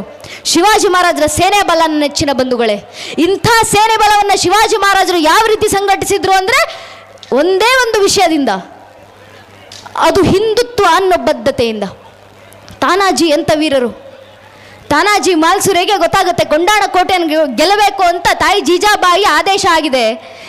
ಕೊಂಡಾಣ ಕೋಟೆಯನ್ನು ಗೆಲ್ಲುವಂತ ಸಾಮರ್ಥ್ಯ ಇರೋದು ಒಬ್ಬರಿಗೆ, ಅದು ತಾನಾಜಿಗೆ ಅಂತ ಇಡೀ ಸೇನೆಗೆ ಗೊತ್ತು. ಆದ್ರೆ ತಾನಾಜಿಯನ್ನು ಯುದ್ಧ ಕರೆಯುವಂತಿಲ್ಲ. ಏನಕ್ಕೆ ಅಂದ್ರೆ ಅವತ್ತಿನ ದಿನ ತಾನಾಜಿ ಅವರ ಮನೆಯಲ್ಲಿ ಮಗನ ಮದುವೆ. ತಾನಾಜಿ ಅವರಿಗೆ ಈ ವಿಷಯ ತಲುಪಿದ ಕೂಡಲೇ ಆಸ್ಥಾನಕ್ಕೆ ಬಂದು ಶಿವಾಜಿ ಮಹಾರಾಜರ ಹತ್ರ ಕೇಳ್ತಾರೆ, ಮಹಾರಾಜರೇ ತಾಯಿ ಜೀಜಾಬಾಯಿ ಆದೇಶ ಆಗಿದೆ ಕೊಂಡಾಣ ಕೋಟೆಯನ್ನು ಗೆಲ್ಲಬೇಕು ಅಂತ, ನನ್ನ ಮನ್ನಲ್ಲಿ ಮಗನ ಮದುವೆ ಇದೆ ಅನ್ನೋ ಕಾರಣದಿಂದ ನೀವು ಕರೀಲಿಲ್ಲ ಅಂತ ಗೊತ್ತು. ಆದರೆ ನನಗಿರೋದು ಒಂದೇ ಕನಸು, ಮೊದಲು ತಾಯಿ ಜೀಜಾಬಾಯಿ ಆದೇಶ ಕೊಟ್ಟಿದ್ದಾರೆ, ಅದಕ್ಕೆ ಮೊದಲು ಕೊಂಡಾಣದ ಮದುವೆ, ನಂತರ ನನ್ನ ಮಗನ ಮದುವೆ. ನಾನು ಮನೆಗೆ ಬರಲಿಲ್ಲ ಅಂದ್ರೂ ಪರವಾಗಿಲ್ಲ, ನನ್ನ ಮಗ ನಿನ್ನ ಮಗ ಇದ್ದಾಗಲ್ವಾ, ನನ್ನ ಮಗನ ಮದುವೆ ನೀವು ನೋಡ್ಕೊಳ್ಳಿ, ನಾನು ಕೊಂಡಾಣ ಕೋಟೆ ಗೆಲ್ಲಿಕ್ಕೆ ಹೋಗ್ತೀನಿ ಅಂತ ತನ್ನ ಮನೆಯಲ್ಲಿ ನಡೀತಾ ಇದ್ದಂಥ ಮಗನ ಮದುವೆಯನ್ನು ಬಿಟ್ಟು ತಾನಾಜಿ ಅವ್ರು ಕೋಟೆ ಗೆಲ್ಲಿಕ್ಕೆ ಹೋದ್ರು. ಕೋಟೆ ಗೆದ್ರು, ಆದರೆ ತಾನಾಜಿ ತೀರ್ಕೊಂಡ್ರು. ಶಿವಾಜಿ ಮಹಾರಾಜರಿಗೆ ವಿಷಯ ತಲುಪಿತು, ಕೋಟೆಯನ್ನು ಗೆದ್ದಿದ್ದೀವಿ, ಆದರೆ ತಾನಾಜಿ ಹುತಾತ್ಮರಾಗಿದ್ದಾರೆ ಯುದ್ಧದಲ್ಲಿ ಅಂತ ಗೊತ್ತಾದ ಕೂಡಲೇ ಶಿವಾಜಿ ಮಹಾರಾಜರ ಬಾಯಿಂದ ಪದಗಳು ಹೊರಡಿದವು, ಗಡ ಆಲ ಪಣಸಿಂಹಗೇಲ, ಕೋಟೆ ಬಂತು ಸಿಂಹ ಸತ್ತೋಯ್ತು. ಆಗ ಶಿವಾಜಿ ಮಹಾರಾಜರು ತಾನಾಜಿ ಅವರ ಅಂತಿಮ ಸಂಸ್ಕಾರವನ್ನು ಅದೇ ಕೊಂಡಾಣ ಕೋಟೆಯಲ್ಲಿ ಮಾಡಿ ತಾನಾಜಿ ಅವರ ನೆನಪಿನ ಮೇರೆಗೆ ಕೊಂಡಾಣ ಕೋಟೆಗೆ ಸಿಂಹಗಡ ಅಂತ ನಾಮಕರಣವನ್ನು ಮಾಡಿ ತಾನಾಜಿಯನ್ನು ಸಿಂಹ ಅಂತ ನೇಮಕವನ್ನು ಮಾಡಿ ಮನೆಗೆ ಬಂದು ತಾನಾಜಿಯ ಮಗನ ಮದುವೆಯನ್ನು ಮುಂದುವರಿಸಿದ್ರು. ಪರಿಸ್ಥಿತಿಯನ್ನು ವಿದ್ಯಾನಂದರು ಬಹಳ ಸುಂದರವಾಗಿ ವರ್ಣಿಸ್ತಾ ಹೇಳ್ತಾರೆ. ಪರಿಸ್ಥಿತಿ ನೋಡಿ, ತಾನಾಜಿಯ ಮನೆ ಪರಿಸ್ಥಿತಿ, ಒಂದು ಕಡೆ ತಾನಾಜಿ ತೀರ್ಕೊಂಡಿದ್ದಾರೆ, ಒಂದು ಕಡೆ ತಂದೆಯ ಅಂತಿಮ ಯಾತ್ರೆ, ಇನ್ನೊಂದು ಕಡೆ ಮನೆಯಲ್ಲಿ ಮಗನ ಮದುವೆ. ಅತ್ತೆ ಮಾಂಗಲ್ಯವನ್ನು ಬಿಚ್ಚಿಟ್ರೆ ಸೊಸೆ ನವವಧು ಮಾಂಗಲ್ಯವನ್ನು ತೊಡ್ಕೊಂಡ್ರು. ಮಗ ಹಸೆಮಣೆ ಹೇಳಿದ್ರೆ ತಂದೆ ಚಿತೆಯನ್ನೇರಿದ್ರು. ಒಂದು ಕಡೆ ತಂದೆಯ ಚಿತೆಗೆ ಬೆಂಕಿ ಬೀಳಬೇಕು, ಇನ್ನೊಂದು ಕಡೆ ಮಗ ಬೆಳಗ್ಗೆ ಅದೇ ಬೆಂಕಿಯ ಮುಂದೆ ಅಗ್ನಿಯ ಮುಂದೆ ಪ್ರಮಾಣವನ್ನು ಮಾಡ್ತಾ 7 ಹೆಜ್ಜೆಗಳನ್ನು ಇಡ್ತಾ ಬಂದಿದ್ದಾನೆ. ಯಾವ ದಿನ ಮಗನ ಮದುವೆ ಆಯಿತು ಅದೇ ದಿನ ತಂದೆ ತೀರ್ಕೊಂಡ್ರು. ಆದರೆ ನನ್ನ ನೆಚ್ಚಿನ ಬಂಧುಗಳೇ, ಹಿಂದುತ್ವ ಬದ್ಧತೆ ಅನ್ನೋದು ಇದನ್ನೇ. ತಾನಾಜಿ ಅವರು ತೀರ್ಕೊಂಡ್ರು, ಮಗ ಮುಂದೆ ನಿಂತು ತಾನಾಜಿ ತನ್ನ ತಂದೆಯ ಅಂತಿಮ ಸಂಸ್ಕಾರವನ್ನು ಮಾಡಿದ್ರು. 11ನೇ ದಿನದ ತನ್ನ ತಂದೆಯ ಅಂತಿಮ ಕಾರ್ಯಗಳನ್ನು ಮುಗಿಸಿ 12ನೇ ದಿನಕ್ಕೆ ತಾನಾಜಿಯ ಮಗ ಕೂಡ ಕೈಯಲ್ಲಿ ಖಡ್ಗವನ್ನು ಹಿಡಿದು ರಣರಂಗದಲ್ಲಿ ನಿಂತ್ಕೊಂಡು ನನ್ನ ತಂದೆ ಬಿಟ್ಟೋಗಿದ್ದ ಕೆಲಸ ನಾನು ಮುಂದುವರಿಸ್ತೀನಿ ಅಂತ ಧರ್ಮ ರಕ್ಷಣೆಗೆ ಮುಂದೆ ಬಂದ್ರಲ್ಲ. ಹಿಂದುತ್ವ ಬದ್ಧತೆ ಅನ್ನೋದು ಇದನ್ನೇ. ಈ ಹಿಂದುತ್ವ ಬದ್ಧತೆಯನ್ನು ಕಲಿಸ್ಕೊಟ್ಟಿದ್ರು ಶಿವಾಜಿ ಮಹಾರಾಜರು ಎಲ್ಲರಲ್ಲೂ. ಇಂಥವರ ಬಲಿದಾನದ ಮೂಲಕ ಉಳಿದಿದೆ ನನ್ನ ನೆಚ್ಚಿನ ಬಂಧುಗಳೇ ನಮ್ಮ ಧರ್ಮ, ನಮ್ಮ ಸಂಸ್ಕೃತಿ, ನಮ್ಮ ಕೇಸರಿ, ನಮ್ಮ ಭಗವಧ್ವಜ. ಮಾತೃಮಂದಿರ ಬೆಳಗುತ್ತಿರಲಿ ನಾನೇ ನಂದಾದೇವಿಗೆ ಭಕ್ತಿ ತೆರದಲ್ಲಿದ್ದೇ ಹುರಿಯಲಿ ಸಾರ್ಥಕತೆ ಈ ಬಾಳಿಗೆ ಅಂತ ಹೇಳ್ತಾ ತಮ್ಮ ದೇಹದ ರೋಮದ ಕಣವನ್ನು ಕೂಡ ಧರ್ಮಕ್ಕೋಸ್ಕರ ಅರ್ಪಿಸಿದ್ರಲ್ಲ. ಅಂತ ಸಾವಿರಾರು ಜನರ ಬಲಿದಾನದ ನಂತರ ಉಳಿದಿರೋದು ನಮ್ಮ ಧರ್ಮ. ಆದ್ರೆ ನಮ್ಮ ದುರಾದೃಷ್ಟ ಎಂತದ್ದು ಗೊತ್ತೇ? ಈ ರೀತಿ ಯಾರ್ಯಾರೆಲ್ಲ ನಮ್ಮ ದೇಶ, ನಮ್ಮ ಧರ್ಮ, ನಮ್ಮ ಸಂಸ್ಕೃತಿಗೋಸ್ಕರ ಮುಡಿಪಾದ್ರು ಅವರ ಎಲ್ಲರನ್ನು ನಾವು ನಮ್ಮ ಜಾತಿಗಳಿಗೆ ಸೀಮಿತ ಮಾಡಿದ್ದೀವಿ. ಶಿವಾಜಿ ಮಹಾರಾಜರ ಜಯಂತಿಯನ್ನು ಮಾಡಿದ್ರೆ ಕೇಳ್ತಾರೆ, ಶಿವಾಜಿ ಮಹಾರಾಜರು ಮರಾಠರ ರಾಜ, ನಾವು ಕನ್ನಡಿಗರು ಯಾಕೆ ಶಿವಾಜಿ ಮಹಾರಾಜರ ಆ ಜಯಂತಿಯನ್ನು ಆಚರಿಸಬೇಕು? ಶಿವಾಜಿ ಮಹಾರಾಜರು ಯಾರಿಗೆ ಸಂಬಂಧಪಟ್ಟವರು? ಮರಾಠರಿಗೆ ಸಂಬಂಧಪಟ್ಟವರು. ನಮ್ಮ ಹಿಂದೂ ಸಮಾಜದ ದೌರ್ಭಾಗ್ಯ ಇದು. ಎಲ್ಲ ನಾಯಕರನ್ನು ಜಾತಿಗೆ ಸೀಮಿತ ಮಾಡ್ತೀವಿ. ಶಿವಾಜಿ ಮಹಾರಾಜರ ಮರಾಠರ ರಾಜ, ಬಸವಣ್ಣನವರ ಅವ್ರ ಲಿಂಗಾಯತರಿಗೆ ಮಾತ್ರ ಆದರ್ಶ, ಡಾಕ್ಟರ್ ಬಾಬಾ ಸಾಹೇಬ್ ಅಂಬೇಡ್ಕರ್ ಅವರನ್ನ ಪರಿಶಿಷ್ಟ ಜಾತಿಗೆ ಸೇರಿದವರು ಮಾತ್ರ ಆರಾಧಿಸ್ತಾರೆ, ಪಾಲಿಸ್ತಾರೆ. ಸಂಗೊಳ್ಳಿ ರಾಯಣ್ಣ ಅವರನ್ನ ಕುರುಬರು ಮಾತ್ರ ಆರಾಧಿಸ್ತಾರೆ. ಎಲ್ಲಿವರೆಗೂ ಈ ರೀತಿ ಜಾತಿಗೆ ಸೀಮಿತ ಮಾಡೋದು? ನನ್ನ ನೆಚ್ಚಿನ ಬಂಧುಗಳೇ, ನಾವು ಅರ್ಥ ಮಾಡ್ಕೊಳ್ಬೇಕು. ಸಂಗೊಳ್ಳಿ ರಾಯಣ್ಣರವರು ಕೈಯಲ್ಲಿ ಖಡ್ಗವನ್ನು ಹಿಡಿದು ಕಿತ್ತೂರು ಸಂಸ್ಥಾನಕ್ಕೋಸ್ಕರ, ತಾಯಿ ಚೆನ್ನಮ್ಮನಿಗೋಸ್ಕರ ಹೋರಾಟಕ್ಕೆ ಅಂತ ಬ್ರಿಟಿಷರ ವಿರುದ್ಧ ನಿಂತಂಥ ಸಂದರ್ಭದಲ್ಲಾಗಿರ್ಬೋದು, ಬಸವಣ್ಣನವರು ಕಲ್ಯಾಣ ಕ್ರಾಂತಿಯನ್ನು ಶುರುವಾಡುವ ಮೂಲಕ ಇಡೀ ಜಗತ್ತಿನಲ್ಲಿದ್ದಂಥ ಜಾತಿಯ ಸಂಕೋಲೆಯನ್ನು ಕಳಿಸಲಿಕ್ಕೆ ಮುಂದೆ ಹೆಜ್ಜೆಯನ್ನು ಹಾಕಿದಂಥ ಸಂದರ್ಭದಲ್ಲಿರ್ಬೋದು, ಛತ್ರಪತಿ ಶಿವಾಜಿ ಮಹಾರಾಜರು ಕೈಯಲ್ಲಿ ಭಗವಧ್ವಜವನ್ನು ಹಿಡಿದು ಹಿಂದೂ ಸಾಮ್ರಾಜ್ಯದ ನಿರ್ಮಾಣಕ್ಕೆ ಮುಂದೆ ನಿಂತಂಥ ಸಂದರ್ಭದಲ್ಲಿರ್ಬೋದು, ಇವರು ಯಾರ ಬಾಯಲ್ಲೂ ಮೊಳಗಿದ್ದು ಜಾತಿ ಘೋಷಣೆಗಳಲ್ಲ, ಇವರೆಲ್ಲರ ಬಾಯಿಂದ ಮೊಳಗಿದ್ದು ಏಕೈಕ ಘೋಷಣೆ, ಅದು ಹರ ಹರ ಮಹಾದೇವನ ಘೋಷಣೆ. ಎಲ್ಲರೂ ಹೋರಾಡಿದ್ದು ಛತ್ರಪತಿ ಶಿವಾಜಿ ಮಹಾರಾಜರ ಖಡ್ಗದಲ್ಲಿ ನೆಲೆಸಿದಂಥ ತಾಯಿ ತುಳಜಾ ಭವಾನಿಯ ಕೇಸರಿ ಯಾವುದಾಗಿತ್ತು, ಬಸವಣ್ಣನವರ ಮೈ ಮೇಲೆ, ಬಸವಣ್ಣನವರ ಹೆಗಲ ಮೇಲೆ ವಿಜೃಂಭಿಸಿದಂಥ ಕೇಸರಿಯೂ ಅದೇ ಆಗಿತ್ತು. ಸಂಗೊಳ್ಳಿ ರಾಯಣ್ಣನವರು ಹೋರಾಡಿದಂಥ ಕಿತ್ತೂರು ಸಂಸ್ಥಾನದ ನಂದಿ ಧ್ವಜದ ಮೇಲೆ ಮೆರೆದಾಡಿದಂಥ ಕೇಸರಿ ಕೂಡ ಅದೇ ಆಗಿತ್ತು. ಈ ಕೇಸರಿಗೋಸ್ಕರ ಬಲಿದಾನ ಆದವರು ನಮ್ಮ ಪೂರ್ವಿಕರು. ನನ್ನ ನೆಚ್ಚಿನ ಬಂಧುಗಳೇ, ನಾವು ಅರ್ಥ ಮಾಡ್ಕೊಳ್ಬೇಕು, ನಮ್ಮ ದೇಶ ರಕ್ಷಣೆ, ನಮ್ಮ ಧರ್ಮ ರಕ್ಷಣೆ ಆಗಬೇಕಂದ್ರೆ ಮೊದಲು ಜಾತಿಗಳನ್ನು ಮೀರಿ ಹಿಂದೂಗಳು ಒಗ್ಗಟ್ಟಾಗಬೇಕು. ಶಿವಾಜಿ ಮಹಾರಾಜರು ಎಂದಿಗೂ ಕೂಡ ನಾನು ಸ್ವರಾಜ್ಯ ಸ್ಥಾಪಿಸ್ತೀನಿ ಅಂದಾಗ ಶಿವಾಜಿ ಮಹಾರಾಜ್ ನಾನು ಮರಾಠರಿಗೆ ಸ್ವರಾಜ್ಯ ಸ್ಥಾಪಿಸ್ತೀನಿ ಎನ್ನಿಲ್ಲ. ಶಿವಾಜಿ ಮಹಾರಾಜರು ಹೇಳಿದ್ದೇನು? ಶಿವಾಜಿ ಮಹಾರಾಜರ ಸೇನೆಯಲ್ಲಿದ್ದಂಥ ಅಷ್ಟು ಹಿಂದೂ ವೀರರು ಹೇಳಿದ್ದೇನು? अपना धरती अपना राज, ಛತ್ರಪತಿ ಶಿವಾಜಿ ಕಾ ಏಕ ಹಿ ಸಪ್ನ ಹಿಂದೂ ಸ್ವರಾಜ್. ಆ ಹಿಂದೂ ಸ್ವರಾಜ್ಯಕ್ಕೋಸ್ಕರ, ನಮ್ಮೆಲ್ಲರ ರಕ್ಷಣೆಗೋಸ್ಕರ, ಶಿವಾಜಿ ಮಹಾರಾಜರನ್ನ ನಾವು ಗಡಿಗಳಿಗೆ ಸೀಮಿತ ಮಾಡ್ತೀವಲ್ಲ, ರಾಜ್ಯದ ಗಡಿಗಳಿಗೆ. ಅರೆ, ಶಿವಾಜಿ ಮಹಾರಾಜರಿಗೆ ವಿಷಯ ತಲುಪುತ್ತೆ. ತಿರುವಣ್ಣಾಮಲೆಯಲ್ಲಿರುವಂತ ದೂರದ ರಾಜ್ಯ ತಿರುವಣ್ಣಾಮಲೆಯಲ್ಲಿ ಶಿವನ ದೇವಸ್ಥಾನ ಇದೆ. ಆ ಶಿವನ ದೇವಸ್ಥಾನದ ಮೇಲೆ ಮೊಘಲರು ಆಕ್ರಮಣವನ್ನ ಮಾಡಿ ಶಿವನ ದೇವಸ್ಥಾನವನ್ನು ಕೆಡಲಿಕ್ಕೆ ಸಿದ್ಧರಾಗಿದ್ದಾರೆ ಅಂತ ಗೊತ್ತಾದ ಕೂಡಲೇ ತಾವು ಉತ್ತರ ಭಾರತದಿಂದ ದಕ್ಷಿಣ ಭಾರತದವರೆಗೂ ಕುದುರೆಯನ್ನು ಓಡಿಸ್ಕೊಂಡು ಬಂದು ತಿರುವಣ್ಣಾಮಲೆಯಲ್ಲಿರುವಂತಹ ಶಿವನ ದೇವಸ್ಥಾನದ ರಕ್ಷಣೆಗೆ ಮೊಘಲರ ವಿರುದ್ಧ ಹೋರಾಟಕ್ಕೆ ನಿಂತು ಶಿವನ ದೇವಸ್ಥಾನವನ್ನು ಕಾಪಾಡಿಕೊಂಡಿದ್ರು ಶಿವಾಜಿ ಮಹಾರಾಜರು. ಅಷ್ಟೇ ಯಾಕೆ ನನ್ನ ನೆಚ್ಚಿನ ಬಂಧುಗಳೇ, ಶಿವಾಜಿ ಮಹಾರಾಜರು ಯುದ್ಧ ಮಾಡುವಂಥ ಸಂದರ್ಭದಲ್ಲಿ ಬೆಳವಳ್ಳಿ ಮಲ್ಲಮ್ಮನವರ ಜೊತೆ ವಿರುದ್ಧ ಯುದ್ಧ ನಡೀತಾ ಇರುತ್ತೆ. ಅರ್ಧ ಯುದ್ಧದಲ್ಲಿ ಶಿವಾಜಿ ಮಹಾರಾಜರಿಗೆ ಗೊತ್ತಾಗ್ತಾ ಇರುತ್ತೆ ಯುದ್ಧ ನಡೆಸ್ತಾ ಇರೋದು ಹೆಣ್ಣು ಮಗಳು ಅಂತ. ತಕ್ಷಣ ಶಿವಾಜಿ ಮಹಾರಾಜರು ಶಸ್ತ್ರಾಸ್ತ್ರವನ್ನು ಕಳಚಿಟ್ಟು ತಾಯಿ ಬೆಳವಡಿ ಮಲ್ಲಮ್ಮನ ಮುಂದೆ ಬಂದು ಶರಣಾಗತರಾಗ್ತಾರಂತೆ. ತಾಯಿ, ಕ್ಷಮಿಸ್ಬಿಡಮ್ಮ, ಯುದ್ಧ ಮಾಡ್ತಾ ಇದ್ದಿದ್ದು ಒಬ್ಬ ಹೆಣ್ಮಗಳು ಅಂತ ನನಗೆ ಗೊತ್ತಿರಲಿಲ್ಲ. ನೀನು ಬೇರೆ ಅಲ್ಲ, ನನ್ನ ತಾಯಿ ಜೀಜಾಬಾಯಿ ಬೇರೆ ಅಲ್ಲ, ಗುಡಿಯಲ್ಲಿ ನಾನು ಆರಾಧಿಸುವಂಥ ತುಳಜಾ ಭವಾನಿ ಬೇರೆ ಅಲ್ಲ. ನನ್ನ ಹೆಣ್ಣು ಮಕ್ಕಳ ಮೇಲೆ ಕೈ ಮಾಡೋದಿಲ್ಲ, ನನ್ನ ಹೆಣ್ಣು ಮಕ್ಕಳ ಮೇಲೆ ನಮ್ಮ ವೀರರ ಶಸ್ತ್ರ ಎತ್ತೋದಿಲ್ಲ, ನನ್ನನ್ನು ಕ್ಷಮಿಸ್ಬಿಡು ಅಂತ ಕೇಳಿದ ಕೂಡಲೇ ತಾಯಿ ಬೆಳವಡಿ ಮಲ್ಲಮ್ಮನವರು ಹೇಳ್ತಾರೆ, ನಿನ್ನ ಹೃದಯ ವೈಶಾಲ್ಯತೆ ಇಷ್ಟು ಈ ರೀತಿ ಇದೆ ಅಂತ ಗೊತ್ತಿರಲಿಲ್ಲಪ್ಪ ನನಗೆ ಅಂತ ಹೇಳಿ ತಾಯಿ ಬೆಳವಡಿ ಮಲ್ಲಮ್ಮ, ನಮ್ಮ ಕರ್ನಾಟಕದ ಹೆಮ್ಮೆ ತಾಯಿ ಬೆಳವಡಿ ಮಲ್ಲಮ್ಮ ಆದೇಶ ಮಾಡ್ತಾರೆ, ನಮ್ಮ ಸಂಸ್ಥಾನದ 4 ದಿಕ್ಕುಗಳಲ್ಲೂ ಛತ್ರಪತಿ ಶಿವಾಜಿ ಮಹಾರಾಜರ ಕೆತ್ತನೆಯನ್ನು ಮಾಡಿಸ್ಬೇಕು ಅಂತ ಹೇಳಿದ. ಅಷ್ಟೇ ಅಲ್ಲದೆ ಇವತ್ತಿಗೂ ಧಾರವಾಡದ ಬಳಿ ಇರುವಂತ ಯಾದವಾಡದ ಹನುಮನ ಮಂದಿರದ ಕಂಬದ ಮೇಲೆ ಇಡೀ ಜಗತ್ತಿನಲ್ಲೇ ಛತ್ರಪತಿ ಶಿವಾಜಿ ಮಹಾರಾಜರು ಜೀವಂತವಾಗಿರಬೇಕಾದ್ರೆ ಅವರ ಪ್ರಥಮ ಕೆತ್ತನೆಯನ್ನು ಯಾರು ಕೆತ್ತಿಸಿದ್ದು ಅಂದ್ರೆ ಅದು ಬೆಳವಡಿ ಮಲ್ಲಮ್ಮನವರು. ಆ ಕೆತ್ತನೆ ಇವತ್ತಿಗೂ ನಮಗೆ ಯಾದವಾಡದ ಹತ್ರ ಇರುವಂತ ಹನುಮನ ಮಂದಿರದ ಕಂಬದಲ್ಲಿ ಕಾಣಿಸುತ್ತೆ. ನಮಗೆ ನಮ್ಮ ಕರ್ನಾಟಕಕ್ಕೂ ಶಿವಾಜಿ ಮಹಾರಾಜರು ಇರುವಂತ ಅವಿನಾಭಾವ ಸಂಬಂಧ. ಅಷ್ಟೇ ಅಲ್ಲ ನನ್ನ ನೆಚ್ಚಿನ ಬಂಧುಗಳೇ, ಆರ್.ಸಿ. ಧೀರೆ ಎಂಬ ಇತಿಹಾಸಕಾರರು 13 ವರ್ಷಗಳ ಕಾಲ ಶಿವಾಜಿ ಮಹಾರಾಜರ ಮೇಲೆ ಸಂಶೋಧನೆಯನ್ನು ಮಾಡಿ ಶಿವನೇರೀಚ ಶಂಭು ಮಹಾರಾಜ್ ಎಂಬ ಒಂದು ಪುಸ್ತಕವನ್ನು ಬರೆದಿದ್ದಾರೆ. 13 ವರ್ಷ ಅಧ್ಯಯನ ಮಾಡಿದ ನಂತರ ಆ ಪುಸ್ತಕದಲ್ಲಿ ಡಾಕ್ಯುಮೆಂಟೆಡ್ ಫೈಲ್ಸ್ ಅದು. ಆ ಪುಸ್ತಕದಲ್ಲಿ ಆರ್.ಸಿ. ಧೀರೆ ಎಂಬ ಇತಿಹಾಸಕಾರರು ಲೇಖಕರು ಬರೀತಾರೆ, ಶಿವಾಜಿ ಮಹಾರಾಜರನ್ನ ನಾವು ಮಹಾರಾಷ್ಟ್ರದ ರಾಜ, ಮರಾಠರ ರಾಜ ಅಂತ ಹೇಳ್ಕೊಂಡು ತಿರುಗಾಡ್ತೀವಿ, ಆದ್ರೆ ಶಿವಾಜಿ ಮಹಾರಾಜರ ವಂಶದ ಮೂಲ ಪುರುಷ ಬೆಳ್ಳಿಯಪ್ಪ ಅಂತ ಆತನ ಹೆಸರು.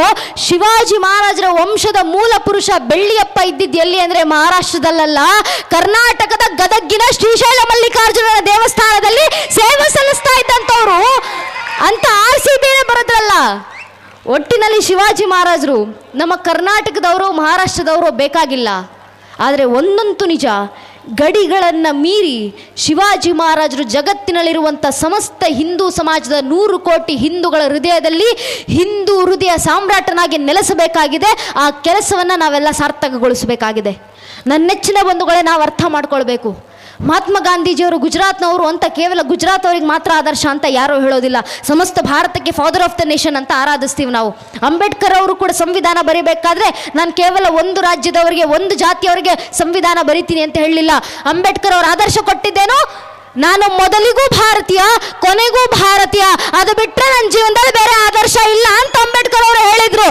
ಯಾವ ರೀತಿ ನಮ್ಮ ದೇಶದ ಎಲ್ಲ ನಾಯಕರು ಸಮಸ್ತ ದೇಶದವ್ರಿಗೋಸ್ಕರ ಹೋರಾಡಿದ್ರು, ಆ ರೀತಿ ಛತ್ರಪತಿ ಶಿವಾಜಿ ಮಹಾರಾಜರು ಸಮಸ್ತ ಭಾರತೀಯರಿಗೆ, ಸಮಸ್ತ ಹಿಂದೂ ಸಮಾಜದ ಪ್ರತಿಯೊಬ್ಬ ಹಿಂದೂಗಳಿಗೂ ಆದರ್ಶವಾಗಬೇಕು. ಅವ್ರು ಕೊಟ್ಟಂತ ಆದರ್ಶ ಸಂಘಟಿತ ಭಾವ. ನಾವು ಹಿಂದೂಗಳು ಅರ್ಥ ಮಾಡ್ಕೊಳ್ಬೇಕು. ಇವತ್ತು ನಮ್ಮ ಸಮಸ್ಯೆ ಏನಾಗಿದೆ ಅಂದರೆ, ಹಿಂದೂಗಳ ಮುಂದೆ ನಿಂತ್ಕೊಂಡು ನೀನು ಯಾವ ಸಮಾಜಕ್ಕೆ ಸೇರಿದ್ಯಪ್ಪ ಅಂದರೆ, ನಮ್ಮ ಹಿಂದೂಗಳ ಬಾಯಿನಲ್ಲಿ ನಮ್ಮ ಧರ್ಮದ ಹೆಸರು ಬರೋಕೆ ಮುಂಚೆ ನಮ್ಮ ಜಾತಿ ಹೆಸರು ಬರುತ್ತೆ. ನಾನು ಈ ಜಾತಿಗೆ ಸೇರಿದವನು, ನಾನು ಈ ಸಮಾಜಕ್ಕೆ ಸೇರಿದವನು ಅಂತ. ಎಲ್ಲಿವರೆಗೂ ಒಬ್ಬ ಹಿಂದೂ ಆಗೋಕೆ ಮುಂಚೆ ಒಬ್ಬ ಹಿಂದೂ ಬ್ರಾಹ್ಮಣರಾಗ್ತಾರೆ, ಒಬ್ಬ ಹಿಂದೂ ಲಿಂಗಾಯತರಾಗ್ತಾರೆ, ಒಬ್ಬ ಹಿಂದೂ ಕುರುಬರಾಗ್ತಾರೆ, ಒಬ್ಬ ಹಿಂದೂ ಗೌಡರಾಗ್ತಾರೆ, ಒಬ್ಬ ಹಿಂದೂ ವಕೀಲಿಗೆ ಸಮಾಜಕ್ಕೆ ಸೇರಿದವರಾಗ್ತಾರೆ, ಒಬ್ಬ ಹಿಂದೂ ಪರಿಶಿಷ್ಟ ಜಾತಿಗೆ ಸೇರಿದವರಾಗ್ತಾರೆ. ಅರೆ ಹಿಂದೂ ಆಗೋದು ಯಾವಾಗ? ನಾವು ಹಿಂದೂಗಳು ಅರ್ಥ ಮಾಡ್ಕೊಳ್ಬೇಕು. ನಮ್ಮ ಜಾತಿ ಯಾವುದೇ ಇರಲಿ, ನಮ್ಮ ಜಾತಿ ಮೇಲೆ ನಮ್ಗಿರುವಂಥ ಪ್ರೇಮ ಎಷ್ಟೇ ದೊಡ್ಡದಿರಲಿ, ಆದರೆ ನಮ್ಮ ಜಾತಿ ಪ್ರೇಮ, ನಮ್ಮ ಜಾತಿ, ನಮ್ಮ ಮನೆ ದೇವ್ರ ಕೋಣೆ ಒಳಗೆ ಸೀಮಿತ ಆಗಿರಲಿ. ನಮ್ಮ ರಾಜಕೀಯ ಆಸಕ್ತಿ ಯಾವುದೇ ಇರಲಿ, ನೀವು ಯಾವ ರಾಜಕೀಯ ಪಕ್ಷಕ್ಕೆ ಬೇಕಾದರೂ ಕೆಲಸ ಮಾಡಿ, ಆದರೆ ನಮ್ಮ ರಾಜಕೀಯ ಆಸಕ್ತಿ ನಮ್ಮ ಮನೆ ಒಳಗಿರಲಿ. ಪ್ರತಿಯೊಬ್ಬ ಹಿಂದೂ ತನ್ನ ಮನೆಯ ದೇವ್ರ ಕೋಣೆಯನ್ನು ದಾಟಿ ಮನೆ ಹೊಸ್ಲು ಬಿಟ್ಟು ಹೊರಗೆ ಬರಬೇಕಾದ್ರೆ ಜಾತಿ, ಉಪಜಾತಿ, ಮತ, ಪಂಥ, ಪಂಗಡ, ಕುಲ, ಗೋತ್ರ, ರಾಜಕೀಯ ಆಸಕ್ತಿ ಎಲ್ಲವನ್ನೂ ಮರೆತು ಹೆಗಲ ಮೇಲೊಂದು ಕೇಸರಿ ಶಾಲು, ಹಣೆ ಮೇಲೆ ಕೇಸರಿ ತಿಲಕ ಇಟ್ಕೊಂಡು ನಾವೆಲ್ಲ ಹಿಂದೂ, ನಾವೆಲ್ಲ ಒಂದು ಅನ್ನೋ ಭಾವನೆಯಲ್ಲಿ ಮನೆ ಬಿಟ್ಟಾಗ ಮಾತ್ರ, ಅಂಥ ಭಾವನೆಯಲ್ಲಿ ಮನೆ ಬಿಟ್ಟಾಗ ಮಾತ್ರ ಧರ್ಮ ಜಾಗೃತಿ ಆಗೋದು, ದೇಶ ರಕ್ಷಣೆ ಆಗೋದು. ನನ್ನ ನೆಚ್ಚಿನ ಬಂಧುಗಳೇ, ನಾವು ಮಾಡಬೇಕಾಗಿರೋ ಮೊದಲನೇ ಕೆಲಸ ಜಾತಿಗಳನ್ನು ಮೀರಿ ಧರ್ಮ ರಕ್ಷಣೆ ಮಾಡಬೇಕು. ನಮಗೆ ಹಿರಿಯರು ಕೊಟ್ಟಂತ ಆದರ್ಶ ಹೋದೆ, कंधों से बड़ी कोई छाती नहीं होती, धर्म से बड़ी कोई जाति नहीं होती, अगर दिया ही ना रहा तो बाती का क्या करोगे, धर्म ही ना रहा तो जाति का क्या करोगे. ನಮ್ಮ ಹಿರಿಯರು ಹೇಳಿದ್ದನ್ನೇ ಅಲ್ವಾ, ಧರ್ಮಕ್ಕಿಂತ ದೊಡ್ಡದಾದ ಜಾತಿ ಇರೋದಿಲ್ಲಪ್ಪ. ದೀಪವೇ ಉಳಿಲಿಲ್ಲ ಅಂದಮೇಲೆ ಬತ್ತಿಯನ್ನು ಇಟ್ಕೊಂಡು ಏನು ಮಾಡ್ತೀರಾ? ಧರ್ಮವೇ ಉಳಿಲಿಲ್ಲ ಅಂದಮೇಲೆ ಜಾತಿಯನ್ನು ಇಟ್ಕೊಂಡು ಏನು ಮಾಡ್ತೀರಾ? ನಮ್ಮ ಜಾತಿ ಉಳಿಬೇಕಂದ್ರೆ ಮೊದಲು ನಮ್ಮ ಧರ್ಮ ಉಳಿಬೇಕು. ಆದ್ರಿಂದ ನಿಜವಾಗ್ಲೂ ಹೆಮ್ಮೆಯಿಂದ ಹೇಳಬೇಕು ನನ್ನ ನೆಚ್ಚಿನ ಬಂಧುಗಳೇ, ಜಾತಿಯನ್ನು ಮೀರಿ ಧರ್ಮ ಸಂಘಟಿಸುವಂಥ ಕೆಲಸಕ್ಕೆ ಪ್ರಥಮ ಹೆಜ್ಜೆಯನ್ನು ಹಿಂದೂ ಸಮಾಜ ಇಕ್ಕಿದೆ. ಯಾವುದರ ಮೂಲಕ ಅಂದರೆ 500 ವರ್ಷಗಳ ಹೋರಾಟದ ನಂತರ, 78ಕ್ಕೂ ಹೆಚ್ಚು ಮಹಾಕದನಗಳ ನಂತರ, ಸುಮಾರು 3 ಲಕ್ಷ ಜನ ಹಿಂದೂಗಳ ಬಲಿದಾನದ ನಂತರ ಈಗ ನನಸಾಗ್ತಾ ಇರುವಂಥ ಶತಮಾನದ ಕನಸು ಅದು ಅಯೋಧ್ಯೆ ರಾಮಲಲ್ಲಾರ ಪ್ರಭು ಶ್ರೀರಾಮ ಮಂದಿರ. ಆ ರಾಮ ಮಂದಿರದ ಮೂಲಕ, ಶ್ರೀರಾಮ ಮಂದಿರದ ಮೂಲಕ ಹಿಂದೂ ಸಮಾಜ ಜಾತಿಯನ್ನ ಮೀರಿ ಧರ್ಮ ಸಂಘಟಿಸುವಂತ ಕೆಲಸಕ್ಕೆ ಮುಂದೆ ಹೆಜ್ಜೆ ಹಾಕಿದೆ. ಯಾವ ರೀತಿ ಅಂದ್ರೆ, ನನ್ನ ನೆಚ್ಚಿನ ಬಂಧುಗಳೇ, ಇವತ್ತಿಗೂ ಹೇಳ್ಕೊಳ್ಬೇಕು, ರಾಮ ಮಂದಿರದ ಪ್ರಥಮ ಶಿಲಾನ್ಯಾಸವನ್ನ ಮಾಡಿದಂತ ವ್ಯಕ್ತಿ ಯಾರು ಅಂದ್ರೆ, ಅನೇಕ ಗಣ್ಯರು ಸುತ್ತಮುತ್ತ ಇರಬೇಕಾದ್ರೆ, ಹಿಂದೂ ಸಂಘಟನೆ ಗಣ್ಯರು ಇರಬೇಕಾದ್ರೆ ಹಿಂದೂ ಸಂಘಟನೆ ಹಿರಿಯರು ನಿರ್ಧಾರ ಮಾಡ್ತಾರೆ. ರಾಮ ಮಂದಿರದ ಪ್ರಥಮ ಶಿಲಾನ್ಯಾಸ ಒಬ್ಬ ವ್ಯಕ್ತಿ ಕೈಯಿಂದ ಮಾಡಿಸ್ಬೇಕು. ಆ ವ್ಯಕ್ತಿ ಯಾರಾಗಿದ್ರು ಅಂದರೆ ಕಾಮೇಶ್ವರ್ ಚೌಪಾಲ್ ಎಂಬ ಹಿಂದೂ ಸಂಘಟನೆಯ ಕಾರ್ಯಕರ್ತರು. ಆ ಕಾರ್ಯಕರ್ತರಿಂದ ರಾಮ ಮಂದಿರದ ಪ್ರಥಮ ಶಿಲಾನ್ಯಾಸವನ್ನು ಮಾಡಿಸಿದ್ರು. ಎಲ್ಲರೂ ಕಿವಿಗೊಟ್ಟು ಕೇಳಬೇಕು. ಯಾರ್ಯಾರೆಲ್ಲ ಹಿಂದೂ ಧರ್ಮದ ಜಾತಿ ವ್ಯವಸ್ಥೆ ಇದೆ ಅಂತ ಹೇಳ್ಕೊಂಡು ತಿರುಗಾಡ್ತಾರಲ್ಲ, ಅವರೆಲ್ಲ ಕಿವಿಗೊಟ್ಟು ಕೇಳಬೇಕು. ರಾಮ ಮಂದಿರದ ಪ್ರಥಮ ಶಿಲಾನ್ಯಾಸವನ್ನ ಮಾಡಿದಂತ ಕಾಮೇಶ್ವರ್ ಚೌಪಾಲ್ ಅವರು ಪರಿಶಿಷ್ಟ ಜಾತಿಗೆ ಸೇರಿದಂತ ವ್ಯಕ್ತಿ. ಅವರನ್ನೇ ಕರ್ಕೊಂಡ್ಬಂದು ರಾಮ ಮಂದಿರದ ಪ್ರಥಮ ಶಿಲಾನ್ಯಾಸವನ್ನ ಮಾಡಿಸಿದ್ದಷ್ಟೇ ಅಲ್ಲ, ಇವತ್ತಿಗೂ ಅನೇಕರು ಹೇಳ್ತಾರಲ್ಲ, ನೀವು ರಾಮ ಮಂದಿರ ಕಟ್ಬಿಟ್ವಿ, ನಿಮ್ಮ ರಾಮ ಮಂದಿರಕ್ಕೆ ನೀವು ಪರಿಶಿಷ್ಟ ಜಾತಿಗೆ ಸೇರಿದವ್ರನ್ನ ಸೇರಿಸ್ಕೊಂತೀರಾ ಅಂತ ಕೊಂಕು ಮಾತನ್ನು ತೆಗೆಯೋರು ಅನೇಕರಿದ್ದಾರೆ. ಅವರೆಲ್ಲ ದಯಮಾಡಿ ಕಿವಿಗೊಟ್ಟು ಕೇಳಿಸ್ಕೊಳ್ಳಿ. ರಾಮ ಮಂದಿರದಲ್ಲಿ ಈಗ ಪ್ರಸ್ತುತ ಇನ್ನು ಮುಂದೆ ಬರುವ ಅನೇಕ ದಶಕಗಳ ಕಾಲ ರಾಮ ಮಂದಿರದ ಗರ್ಭಗುಡಿನಲ್ಲಿ ಕೂತ್ಕೊಂಡು ಶ್ರೀರಾಮರ ಮೂರ್ತಿಗೆ ಪೂಜೆ ಅರ್ಚನೆ ಹಾಗೂ ಎಲ್ಲ ಪೌರೋಹಿತ್ಯವನ್ನು ಮಾಡಲಿಕ್ಕಿರುವಂತ 24 ಜನ ಅರ್ಚಕರನ್ನ ನೇಮಕ ಮಾಡಲಾಗಿತ್ತು. ಆ ರಾಮ ಮಂದಿರದಲ್ಲಿ ನೇಮಕ ಆಗಿರುವಂಥ 24 ಜನ ಅರ್ಚಕರಲ್ಲಿ 2 ಅರ್ಚಕರು ಪರಿಶಿಷ್ಟ ಜಾತಿಗೆ ಸೇರಿದವರು, ಒಬ್ಬ ಅರ್ಚಕರು ಹಿಂದುಳಿದ ಸಮಾಜಕ್ಕೆ ಸೇರಿದವರು. ಅವ್ರನ್ನ ಕರ್ಕೊಬಂದು ಅವರ ಕೈಯಿಂದಲೇ ಇನ್ನು ಮುಂದೆ ದಶಕಗಳ ಕಾಲ ರಾಮ ಮಂದಿರದಲ್ಲಿ ಪೂಜೆ, ಅರ್ಚನೆ, ಪೌರೋಹಿತ್ಯ ನಡೀಲಿಕ್ಕಿದೆ. ಏನಕ್ಕೆ ಕೆಲಸ ಹಿಂದೂ ಸಮಾಜ ಮಾಡ್ತು ಅಂದರೆ, ಯಾರ್ಯಾರೆಲ್ಲ ನಾವು ನಮ್ಮ ಊರಿನಲ್ಲಿರುವಂಥ ದೇವಸ್ಥಾನಕ್ಕೆ ಒಂದು ಜಾತಿಗೆ ಸೇರಿದವರನ್ನ ಸೇರಿಸ್ಕೊಳ್ಳೋದಿಲ್ಲ ಅಂತ ಹೇಳ್ತಾರೋ, ಯಾರ್ಯಾರೆಲ್ಲ ಹಿಂದೂ ಸಮಾಜದಲ್ಲಿ ಜಾತಿ ವ್ಯವಸ್ಥೆ ಇದೆ ಅಂತ ಹೇಳ್ಕೊಂಡು ತಿರುಗಾಡ್ತಾರೋ, ಅದೇ ಜಾತಿಯವರ ಕೈಯಲ್ಲಿ ರಾಮ ಮಂದಿರದ ನಿರ್ಮಾಣನೂ ಮಾಡಿಸ್ತೀವಿ, ಅದೇ ಜಾತಿಯವರ ಕೈಯಲ್ಲಿ ರಾಮರ ಆರಾಧನೆಯನ್ನು ಮಾಡಿಸ್ತೀವಿ. ಈಗ ಯಾವ ರೀತಿ ಮಂದಿರಕ್ಕೆ ನೀವು ಬರೋದಿಲ್ಲ, ನಾವು ನೋಡ್ಕೊಂತೀವಿ ಅನ್ನೋ ಸಂದೇಶವನ್ನ ಹಿಂದೂ ಸಮಾಜ ರಾಮ ಮಂದಿರದ ಮೂಲಕ ಇಡೀ ಜಗತ್ತಿಗೆ ಕೊಟ್ಟಿದೆ. ಆ ರಾಮ ಮಂದಿರದ ಮೂಲಕ ಜಾತಿಯನ್ನು ಮೀರಿ ಹಿಂದೂ ಸಮಾಜ ಇವತ್ತು ಒಗ್ಗಟ್ಟಾಗ್ತಿದೆ. ನನ್ನ ನೆಚ್ಚಿನ ಬಂಧುಗಳೇ, ಈ ಒಗ್ಗಟ್ಟಿನ ಬಲ ಇದೇ ರೀತಿ ಮುಂದುವರಿಸಬೇಕು. ನಮ್ಮ ಹಿರಿಯರು ಹೇಳಿದ್ದಾರಲ್ಲ, ಅಪಾರ ಭೂಮಿ ವಿಸ್ತಾರ ಅಗಣ್ಯ ಜನ ಸಂಕುಲಂ ರಾಷ್ಟ್ರಂ ಸಂಘಟನಾ ಹೀನಂ ಪ್ರಭವೇನಾತ್ಮ ರಕ್ಷಣೆ. ತುದಿ ಕಾಣದಷ್ಟು ಭೂಮಿ ವಿಸ್ತಾರ ಇದ್ರು ಆ ಭೂಮಿ ಒಳಗೆ ಅಗಣ್ಯವಾದಂಥ ಜನರ ಸಂಖ್ಯೆ ಇದ್ದು ಆ ಜನರ ಮಧ್ಯದಲ್ಲಿ ಸಂಘಟಿತ ಭಾವ ಇಲ್ಲ ಅಂದರೆ ಧರ್ಮ ರಕ್ಷಣೆ, ದೇಶ ರಕ್ಷಣೆ ಆಗ್ಲಿಕ್ಕೆ ಸಾಧ್ಯ ಇಲ್ಲ ಅಂತ ನಮ್ಮ ಹಿರಿಯರು ಹೇಳಿದರು. ಆದ್ರಿಂದ ಧರ್ಮ ಮತ್ತು ದೇಶದ ರಕ್ಷಣೆಗಿರೋದು ಒಂದೇ ಒಂದು ಮಾರ್ಗ, ಅದು ಸಂಘಟಿತ ಭಾವ. ಆದ್ರಿಂದ ನನ್ನ ನೆಚ್ಚಿನ ಬಂಧುಗಳೇ, ಸಂಘಟಿತರಾಗೋಣ. ಅಕಸ್ಮಾತ್ ನಾವು ಜಾತಿಯನ್ನು ಮೀರಿ ಸಂಘಟಿತರಾಗಲಿಲ್ಲ ಅಂದರೆ ಪರಿಸ್ಥಿತಿ ಏನಾಗುತ್ತೆ ಅಂತ ನಾವು ಹೇಳುವಂಥ ಅವಶ್ಯಕತೆ ಇಲ್ಲ. ಒಮ್ಮೆ ಕಾಶ್ಮೀರದ ಕಡೆ ಕಣ್ಣಾಡಿಸಿದ್ರೆ ಸಾಕು. 3.5 ದಶಕಗಳ ಹಿಂದೆ ಕಾಶ್ಮೀರದಲ್ಲಿ ಹಿಂದೂಗಳಿದ್ರು. ಏಕಾಏಕಿಯಾಗಿ ರಾತ್ರೋರಾತ್ರಿ ಕಾಶ್ಮೀರದಲ್ಲಿದ್ದಂಥ ಹಿಂದೂಗಳನ್ನು ಓಡಿಸಲಾಯಿತು. ಕಾಶ್ಮೀರದ ಹಿಂದೂಗಳಿಗೆ ಕರೆಯನ್ನು ಕೊಟ್ಟರು. ಕಾಶ್ಮೀರದ ಹಿಂದೂಗಳೇ, ನಿಮ್ಮ ಹೆಣ್ಣು ಮಕ್ಕಳನ್ನು ಕಾಶ್ಮೀರದಲ್ಲಿ ಬಿಟ್ಟು ನೀವು ಕಾಶ್ಮೀರವನ್ನು ಬಿಟ್ಟು ತೊಲಗಿ. ಏಕಾಏಕಿ ರಾತ್ರೋರಾತ್ರಿ ಕಾಶ್ಮೀರದ ಗಡಿಗಳಲ್ಲಿ, ಕಾಶ್ಮೀರದ ಬೀದಿಗಳಲ್ಲಿ ಹಿಂದೂಗಳ ನರಸಂಹಾರ ಆಯ್ತಲ್ಲ. ಯಾಕೆ? ಕಾರಣ ಇಷ್ಟ ನನ್ನ ನೆಚ್ಚಿನ ಬಂಧುಗಳೇ, ಕಾಶ್ಮೀರದಲ್ಲಿ ಹಿಂದೂಗಳಿದ್ರು. ಇದ್ದಿದ್ದ 4 ಜಾತಿ ಹಿಂದೂಗಳು, ಬಹಳ ಜಾತಿ ಅಲ್ಲ. ಬಮ್ಮನ್, ಬನಿಯಾ, ಜಾಟ್, ಮಹಾರಾನ 4 ಜಾತಿ ಹಿಂದೂಗಳು. ಆದರೆ ಈ 4 ಜಾತಿ ಹಿಂದೂಗಳ ಮಧ್ಯದಲ್ಲಿದ್ದಂಥ ಒಳ ಜಗಳಗಳು ಎಷ್ಟರ ಮಟ್ಟಿಗೆ ಬೆಳೆದು ನಿಂತಿದ್ವು ಅಂದರೆ, ಬೊಮ್ಮನ್ ಹೇಳ್ಕೊಂಡು ತಿರುಗಾಡ್ತಾ ಇದ್ರು ಬನಿಯಾಗಿಂತ ದೊಡ್ಡ ಜಾತಿ ನಂದು, ಬನಿಯಾ ಹೇಳ್ಕೊಂಡು ತಿರುಗಾಡ್ತಾ ಇದ್ರು ಜಾಟ್ಗಿಂತ ದೊಡ್ಡ ಜಾತಿ ನಂದು, ಜಾಟ್ ಹೇಳ್ಕೊಂಡು ತಿರುಗಾಡ್ತಾ ಇದ್ರು ಮಾಹರ್ಗಿಂತ ದೊಡ್ಡ ಜಾತಿ ನಂದು, ಮಾರ್ ಹೇಳ್ಕೊಂಡು ತಿರುಗಾಡ್ತಾ ಇದ್ರು ಇವರೆಲ್ಲರಿಗಿಂತ ಹೆಚ್ಚು ಜನಸಂಖ್ಯೆ ಇರೋದು ನಮ್ಮ ಜಾತಿಯವ್ರದ್ದು ಅಂತ. ಈ 4 ಜಾತಿಗಳ ಒಳ ಜಗಳಗಳು ಇವತ್ತು ಕಾಶ್ಮೀರದಲ್ಲಿ ತನ್ನ ಜಾತಿ ಹೆಸರು ಹೇಳ್ಕೊಳ್ಳಿಕ್ಕೂ ಕೂಡ ಒಬ್ಬೊಬ್ಬ ಹಿಂದೂ ಕಾಶ್ಮೀರದಲ್ಲಿ ಉಳಿದಿಲ್ಲ. ಏನಕ್ಕಿಂತ ಪರಿಸ್ಥಿತಿ ಬಂತು ಅಂದರೆ, ಅಲ್ಲಿನ ಹಿಂದೂಗಳ ಮಧ್ಯದಲ್ಲಿದ್ದಂಥ ಒಳ ಜಗಳಗಳು. ಅಕಸ್ಮಾತ್ ಕಾಶ್ಮೀರದ ಹಿಂದೂಗಳು ಯಾವತ್ತಾದರೂ ಒಂದು ದಿನ ಜಾತಿ ಇಟ್ಕೊಂಡು ನನಗೇನಾಗಬೇಕು, ಮೊದಲು ಧರ್ಮ, ಮೊದಲು ದೇಶ ಅನ್ನೋ ಭಾವನೆಯಿಂದ ಸಂಘಟಿತರಾಗಿದ್ದರೆ ಇವತ್ತು ಜಾತಿಯನ್ನು ಮೀರಿ ಹಿಂದೂಗಳು ಕಾಶ್ಮೀರದಲ್ಲಿ ನೆಲೆ ನಿಂತಿರ್ತಾ ಇದ್ರು. ಕಾಶ್ಮೀರದಲ್ಲಿ ಅಂಥ ಪರಿಸ್ಥಿತಿ ಬರ್ತಾ ಇರಲಿಲ್ಲ. ಆದ್ರಿಂದ ನನ್ನ ನೆಚ್ಚಿನ ಬಂಧುಗಳೇ, ಜಾತಿಯನ್ನು ಮೀರಿ ಹಿಂದೂಗಳು ಸಂಘಟಿತರಾಗುವಂಥ ಅವಶ್ಯಕತೆ ಇದೆ. ನಮ್ಮ ಜಾತಿ ಪ್ರೇಮವನ್ನು, ನಮ್ಮ ಜಾತಿಯ ಒಳ ಜಗಳಗಳನ್ನು ಬಿಟ್ಟು ಹಿಂದೂಗಳು ಸಂಘಟಿತರಾಗಿ ದೇಶ ಮತ್ತು ಧರ್ಮದ ಕಾರ್ಯದಲ್ಲಿ ಒಗ್ಗಟ್ಟಾಗೋಣ. ರಾಮ ಮಂದಿರ ಕಟ್ಟಿದ್ದಾಯಿತು. ರಾಮ ಮಂದಿರದ ನಂತರ ನಮ್ಮ ಕನಸು ಯಾವುದು? ರಾಮ ಮಂದಿರದ ನಂತರ ನಮ್ಮ ಸಂದೇಶ ಯಾವುದು? ರಾಮ ಮಂದಿರದ ನಂತರ ನಮ್ಮ ಕಾರ್ಯ ಯಾವುದು ಅಂದರೆ, ನಮ್ಮ ಹಿರಿಯರು ಹೇಳ್ಕೊಟ್ಟಿದ್ದಾರೆ, ಭಾರತ್ ಕಾ ಪ್ರತ್ಯೇಕ ಘರ್ ಅಯೋಧ್ಯ ಬನಾಯೆಂಗೆ. ಭಾರತದ ಒಂದೊಂದು ಮನೆಯನ್ನು ಅಯೋಧ್ಯೆಯನ್ನಾಗಿಸೋದು ನಮ್ಮ ಮುಂದಿನ ಗುರಿ. ರಾಮ ಮಂದಿರ ಆಯಿತು, ರಾಮ ಮಂದಿರ ಆಯಿತು. ನಾವು 2024ರಲ್ಲಿ ರಾಮ ಮಂದಿರ ಕಟ್ಟಿದ್ದೀವಿ. ಆದರೆ ಸುಮಾರು 3.5 ಶತಮಾನಗಳ ಹಿಂದೆ ಛತ್ರಪತಿ ಶಿವಾಜಿ ಮಹಾರಾಜರು ರಾಮ ರಾಜ್ಯವನ್ನೇ ಕಟ್ಟಿದ್ರಲ್ಲ, ಅಂತ ರಾಮ ರಾಜ್ಯವನ್ನ ನಿರ್ಮಾಣ ಮಾಡೋಣ.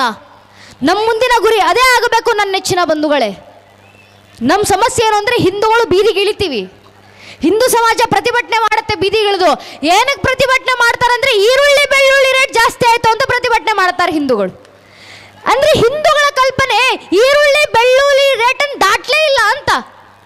ಈಗಲಾದರೂ ಹಿಂದೂ ಸಮಾಜ ಅರ್ಥ ಮಾಡ್ಕೊಳ್ಬೇಕು, ನಮ್ಮ ಈರುಳ್ಳಿ ಬೆಳ್ಳುಳ್ಳಿ ಚಿಂತೆ ಪಕ್ಕಕ್ಕಿರಲಿ. ಆದರೆ ಜಗತ್ತಿನಲ್ಲಿ 100 ಕೋಟಿ ಹಿಂದೂಗಳಿದ್ದೀವಿ, ಭಾರತದಲ್ಲಿ ಕೋಟ್ಯಾಂತರ ಹಿಂದೂಗಳಿದ್ದೀವಿ.